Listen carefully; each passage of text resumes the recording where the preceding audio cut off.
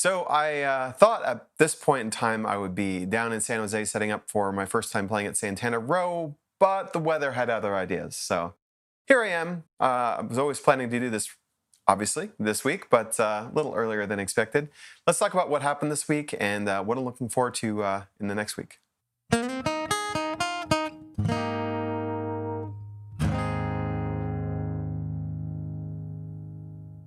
So here I am again in front of the wall.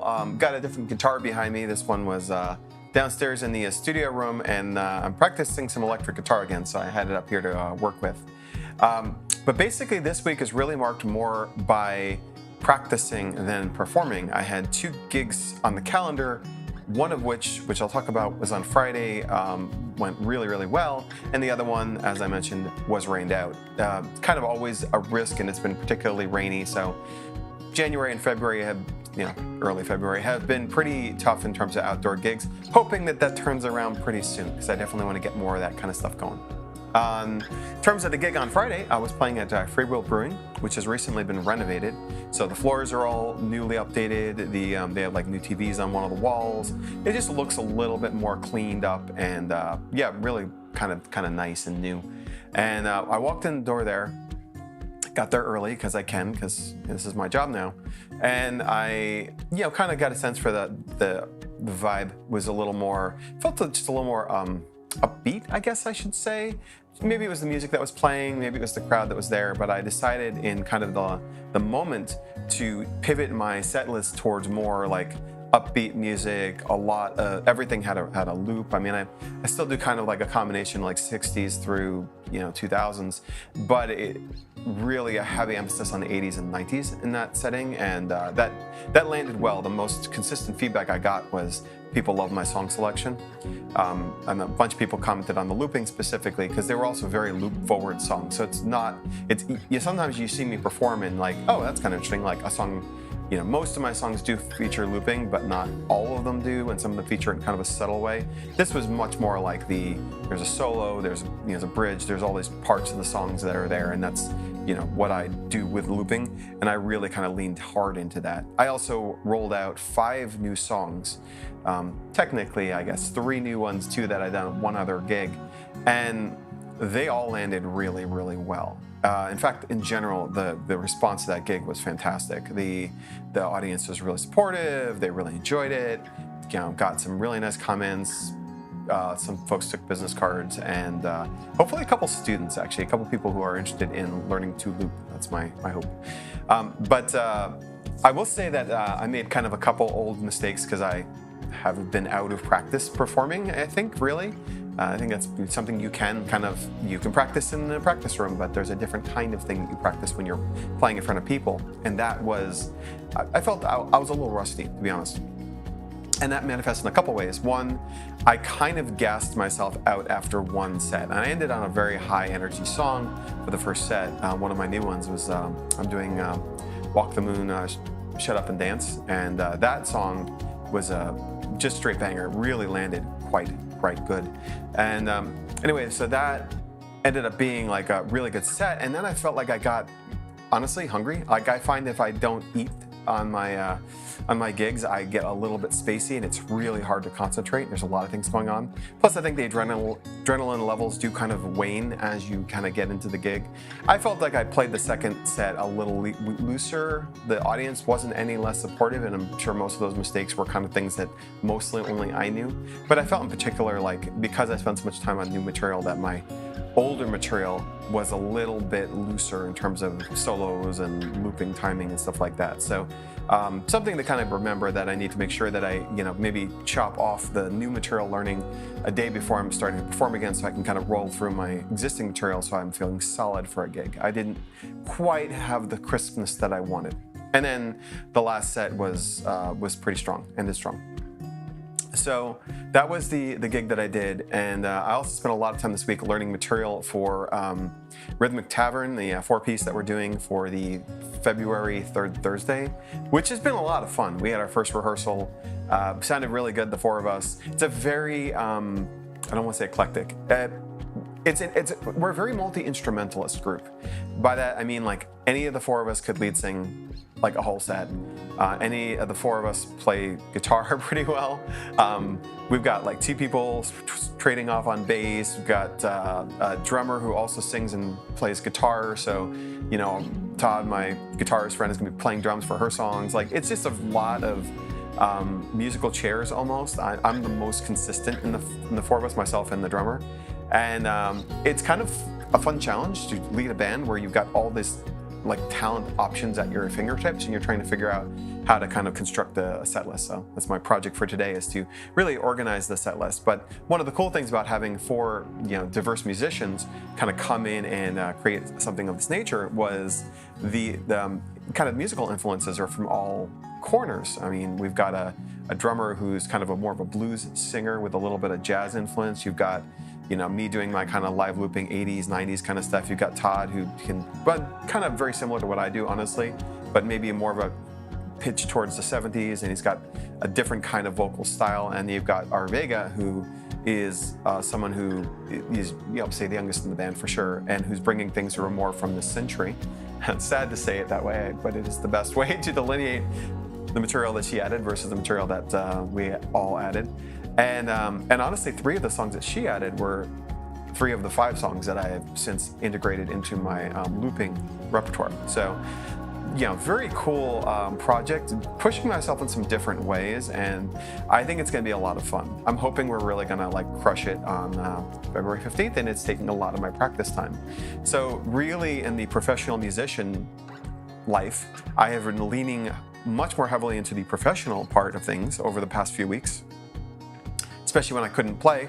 And now that I can play and I've got material and gigs on the calendar, I'm kind of trying to bring that balance back towards the musicianship side, which is like learning things and organizing set lists and being prepared for the actual performance. The thing that I think in my head was like always, of course that's gonna be the hard part. And in practice, in making a business, is a whole set of challenges and skills I didn't have. So that's basically kind of what's been going on this week. And this week coming, I have 3 gigs coming up on Thursday, Friday, and Saturday. On a Thursday, I'll be playing up at Ocean Ale House in San Francisco. On Friday, I'll be playing a private gig at a person's birthday who I've played for before. And on Saturday, I'm going to be up at Los Altos for their Choco Stroll, for their Valentine's Day adjacent event. And excited for all 3 of those. Those are going to be really good. So I'm just going to continue to kind of work on approaching things the right way. I need a bit of longevity. That's 9 hours of music in a short period of time. And I don't think I've done that since I've been back from my surgery. So something to kind of build towards. So having said that, I want to talk a little bit about it's more of an observation than a tip, I guess, in this case, which is, and maybe there's kind of a tip in there too. I try to always think about how this is adaptable to a viewer, which is this idea of, I call it resensitization or resensitizing.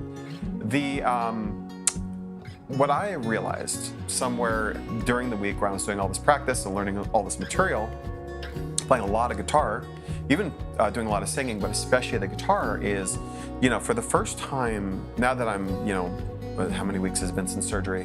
12 weeks from surgery? I have,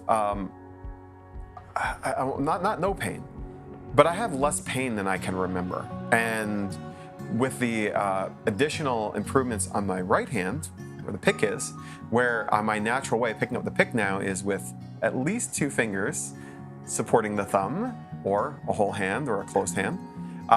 Now this knuckle is starting to feel a lot better. In fact, I went to the doctor and she says, "Yep, you've done what you needed to do. Doesn't hurt anymore. Good job."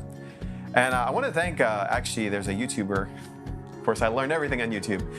Matti, darn it, I'm gonna put his channel up on this. His last name is escaping me right now. I want to thank him in particular. He just posted a video, like a vlog, talking about his own pain that was very similar to, certainly sounded reminiscent of the pain I was dealing with. And yeah, it was actually pretty important, I think, because he talked about the way he changed from using 2 fingers like I used to doing this like I do now. And for him, I actually commented on his video and said, "Hey, did this work? It's been 5 months." It's like, "How's your hand?" He's like, "It's perfect now." So I tried it. I had to retrain myself to hold the pick a different way, and now knock on wood, seems like I sorted it. So between the left hand not being a miserable, painful mess, and the right hand not being a miserable, painful mess, for the first time in memory, I'm playing guitar without pain. And though pain is itself a sensation, it is the sort of sensation you can kind of get used to. The kind of like being like the idea of being like nose blind. Like you get used to a scent in a space, you don't even notice it anymore. And that's how pain was for me. Though it is, of course, a sensation, I had gotten so used to the ambient discomfort of playing the instrument that I just kind of assumed that's kind of what playing an instrument is.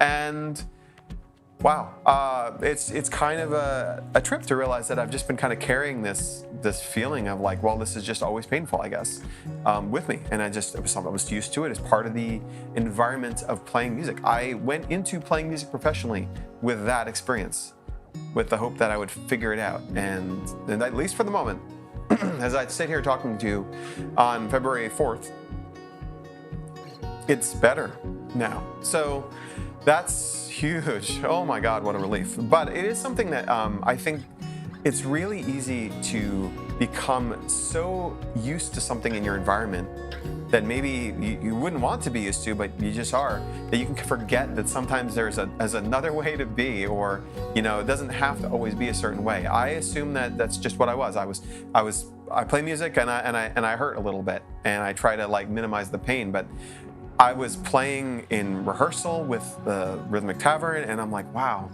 I'm just jamming out and having fun, and I'm not in pain. I'm not like fighting through, you know, low-grade pain that I'm just paying attention to say, when does it become like injurious? Not doing that.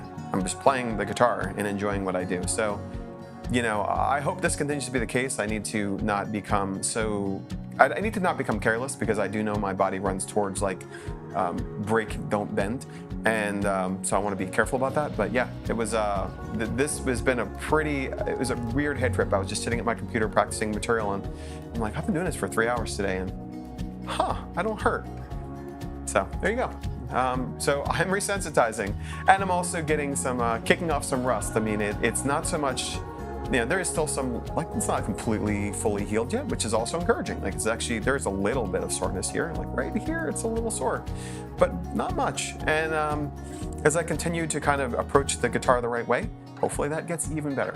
But yeah, that's basically where we're at for today. I hope you are doing well, and hopefully all my gigs this week go really well. We have another rehearsal for Rhythmic Tavern on Tuesday, and then just 3 gigs back to back to back, where I'm hopeful actually the one in San Francisco is going to be quite well attended. And some of the songs I've learned, I'll just list those off real quick. So I did Shut Up and Dance by Walk the Moon, Kiss Me by Sixpence None the Richer. Took me a long time to get the band name right for that. Blinding Lights by The Weeknd, and then a couple old 80s favorites of mine, Take On Me by Aha, and Don't You Forget About Me by, I think, Simple Minds. And yeah, watch me get that wrong. Anyway, those are great, and they all ended super great at Freewheel, and I'm excited to do, I think, all of those. Yeah, we're gonna do all those for Rhythmic Tavern. So there's a preview for you, and maybe we'll get some video.